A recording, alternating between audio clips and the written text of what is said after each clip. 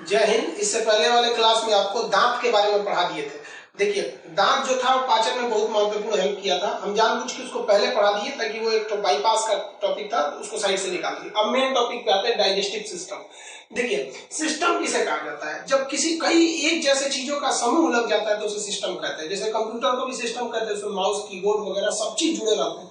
तो अंगों का किसी चीज का समूह हो जाता है तो सिस्टम और डाइजेस्टिव। पाचन तंत्र इसे कहते हैं, डाइजेस्टिव सिस्टम। कई तंत्र मिलके भोजन को पचाने का कार्य करते हैं, उसे हम पाचन तंत्र कहते हैं। देखिए, पाचन कहते हैं, पाचन किसे कहा जाता है? बहुत ही जटिल पदार्थ यानी बड़े पदार्थ को बहुत ही सरल यानी छोटे छोटे पदार्थों में तोड़ना पाचन कहलाता है। तो पाचन बड़े पदार्थ को छोटा करना है, उसी को क्या कहते हैं? पाचन। जैसे मान लीजिए हमने रोटी खाए तो दांत उसको तोड़ तोड़ के छोटा करता है, लेकिन उस पाचन को तो हमारी कोशिकाओं की जरूरत है। कोशिका इतनी छोटी छोटी है, तो क्या दांत से तोड़ देने से वो क्या इतना छोटा हो जाएगा? नहीं हो सकता है, तो उसको बहुत छोटा करना पड़ता है। तो जटिल पदार्थ को सरल पदार्थ में बदल देना पाचन कहलाता है। अब पाचन में ध्यान से समझिएगा, पाचन जो होता है यह एक प्रकार का फिजियोकेमिकल प्रक्रिया होता है। फिजियोकेमिकल का मतलब क्या होता है? भौतिक, रासायनिक। भौतिक मतलब होता है थूर पूछ। तो देखिए, हम लोग फिजिकली भी पाचन करते हैं, कूच काट के। सबसे ज्यादा तो मुंह से रगड़ देता आदमी, दांत से कूच काट के। ये कौन सा क्रिया? फिजिकल। उसी में रासायनिक क्रिया भी होती है, जैसे टाइलिन एंजाइम, लार वगैरह निकलेगा तो आदमी उसी को जीभ से लपेट देता है, उसमें ले एकदम बढ़िया से चबा दिया। तो यहाँ फिजिकल भी हो रहा है और केमिकल भी हो रहा है। पाचन में ज्यादा मदद तो केमिकल करता है, लेकिन फिजिकल भी होता है। तो पाचन एक प्रकार का फिजियोकेमिकल प्रक्रिया है। पाचन का मुख्य काम क्या होता है? हम पाचन करते क्यों है? तो भोजन से हमें ऊर्जा मिलने के लिए। तो कहेगा पाचन का मुख्य काम, तो भोजन से ऊर्जा मिलने के लिए। अब देखिए, पाचन कई चीजों का होता है और कई चीज का नहीं होता है। तीन चीज याद रखिएगा, कार्बोहाइड्रेट, प्रोटीन और फैट, इन्हीं का पाचन होता है। कहेगा जल का पाचन होता है? नहीं। विटामिन का पाचन होता है? नहीं। खनिज का होता है? नहीं। ये सीधे सोख लिए जाते हैं, डायरेक्ट एब्जॉर्ब कर लिए जाते हैं, डायरेक्ट एब्जॉर्ब कर लिए जाते हैं। क्यों? क्योंकि ये इतने छोटे छोटे कण होते हैं, इतने छोटे होते हैं कि इनको तोड़ने की अब जरूरत ही नहीं है, सीधे निकल लिया जाता है। तो वो एकदम छोटे होते हैं। समझ आ गया आप लोग को? तो ये इतना समझ आ गया। देखिए, पाचन की क्रिया जो होती है वो दो जगह होती है। एक जो होती है आहार नाल में, ये नली में, जो खाना की जो नली होती है, जिस रास्ते में पूरा भोजन घूम रहा होता है, आहार जिस रास्ते में घूम रहा होता है, उस पूरे नाल को हम आहार नाल कहते हैं। और साइड साइड से कुछ ग्रंथियां होती हैं जो पाचन का काम करती है, जिसे हम पाचक ग्रंथि या डाइजेस्टिव ग्लैंड कहते हैं। वो साइड साइड में उसमें एंजाइम छोड़ते रहते हैं ताकि पाचन होते रहे। समझ में क्या? पाचन की क्रिया कितने चरण में होगी? तो दो हिसाब से। एक हो जाएगा आहार नाल यानी एलिमेंट्री टनल, और दूसरा हो जाएगा पाचक ग्रंथि। अब हम ये समझते हैं आहार नाल होता क्या है। देखिए, बहुत लड़कों को ये लगता है कि आहार नाल बस यहां से यहां होता है। ये आहार नाल एलिमेंट्री कैनाल नहीं है, ये फूड पाइप है, ग्रास नली है। ये तो बहुत छोटा हिस्सा है। आहार नाल उस नली को कहते हैं, उस कैनाल यानी उस नली को कहते हैं जिसमें भोजन तब तक रहता है जब तक हमारे शरीर में रहता है। तो वो स्टार्ट कहां से होता है? मुंह से। तो मुख गुहा, गुहा का अर्थ होता है खाली जगह। देखिए, मुंह में खाली जगह है तभी तो खाना अट जाता है इसमें। तो स्टार्ट होता है मुख गुहा से। आहार नल का पहला क्या हो जाएगा? मुख गुहा। मुख गुहा से ये जो नीचे नली आ रही है, इस नली को हम फूड पाइप कहते हैं, ग्रास नली। हिंदी में याद रखिए, ग्रास नली। इंग्लिश में क्या कहेंगे? Food pipe. ग्रास नली या फूड पाइप। इसके बाद खाना कहाँ जाएगा? पेट में जाएगा। पेट में क्या होता है अभी उसको समझेंगे। इसके बाद खाना कहाँ गया? पेट में। पेट को आमाशय कहते हैं। क्या कहते हैं? आमाशय। अंदर के पेट को आमाशय और बाहर के पेट को उदर कहते हैं। उदर, ये जो हम पकड़ रहे हैं ये क्या है? उदर है। उदर, ये पूरा का पूरा हिस्सा उदर है। गणेश जी को क्या कहते हैं? लंबोदर। लंबा है उदर उनका पूरा इस तरह से। तो बाहर से जो पकड़ते हैं ये क्या हो गया? ये उदर हो गया। और अंदर जिसमें खाना गया वो आमाशय हो गया। तो आमाशय हो गया। तो पहला देखिए, तो ये हो गया मुख गुहा। मुख गुहा के बाद क्या हो जाएगा? ग्रास नली। और ग्रास नली के बाद क्या होगा? आमाशय। आमाशय के बाद भोजन जाता है छोटी आंत में। ध्यान दीजिए, इधर नहीं जाएगा, ये ग्रंथि है, साइड से लगी है। इसके बाद कहां जाएगा? छोटी आंत में। छोटी आंत खाने के लिए छोटी है, लेकिन सबसे लंबा भाग होता है।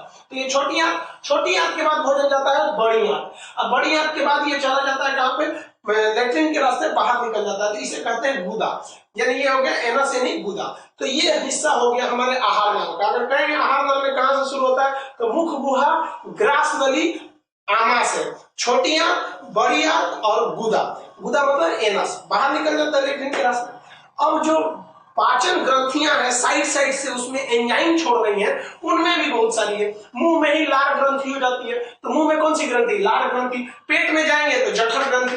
पेट ग्रंथि, जठर ग्रंथि। और पेट के दाहिनी ओर मिलेगा आपको लीवर और पित्ताशय, और बाईं ओर मिलेगा आपका अग्नाशय, आमाशय नहीं अग्नाशय। तो ये रेड कलर वाला क्या है, अग्नाशय, और ये ग्रीन कलर वाले ये इधर जो त्रिभुज के समान दिख रहा है लीवर है, और ये पित्ताशय है।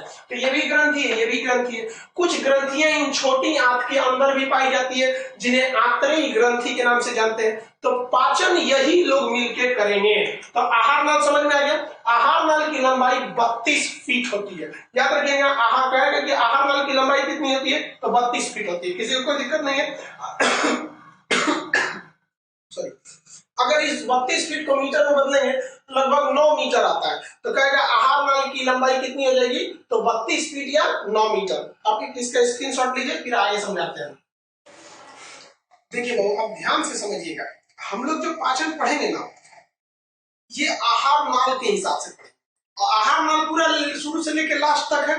जैसे जैसे उसमें ग्रंथियां आएंगी, हम केवल उन्हीं ग्रंथियों को पढ़ेंगे। यहाँ ये बहुत ही कॉम्प्लिकेटेड चैप्टर होता है पाचन।